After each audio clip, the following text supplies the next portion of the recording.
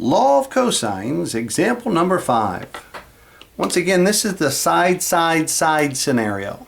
I have 3 sides of a triangle, and perhaps in this example, I'm interested in finding angle B.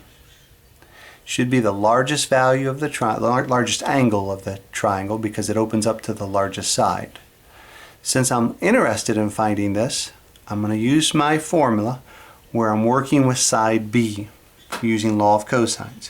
So I say little b squared is equal to little a squared plus little c squared minus 2ac cosine big B.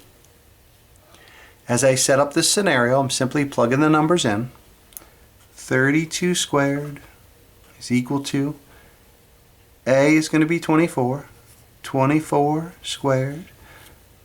C is going to be 17 minus 2 times 24 times 17 cosine big B.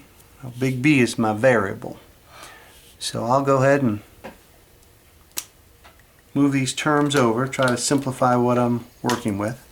I can move the 24 over, I can move the 17 over. So this would be 32 squared minus 24 squared minus 17 squared equals negative 2 times 24 times 17 cosine B. Now I'll do like I did in the last example. I will simplify this stuff so it's not so overwhelming in the calculator. You're not typing 100 different things. We'll break it down into 2 phases. So here, I'll do 32 squared minus 24 squared minus 17 squared. I get 159.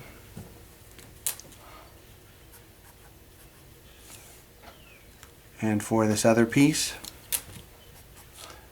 I'll do negative 2 times 24 times 17, and I'm getting negative 816.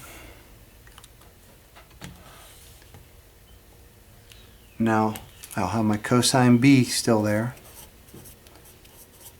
and I'll divide both sides by that negative 816. Ooh, 816.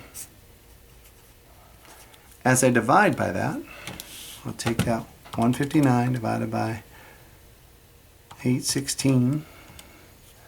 I get negative 0.19485 and change equaling cosine B. To solve that, I have to arc cosine both sides. And this doesn't concern me. I expect this decimal to fall somewhere between -1 and +1. So as long as I have a value between -1 and +1, I know I've done my math correctly, or at least logically it makes sense.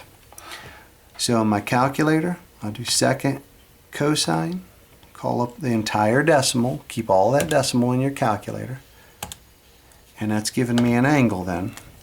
It tells me angle B should be 78.76 degrees. This is 78.76 degrees. From here, I can do the law of sines if I wanted to find the other angles.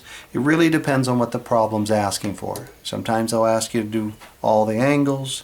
Sometimes you just want a side. You just have to look and see what they're asking for and make sure that you can work through the problem. So here is our example 5 for law of cosines.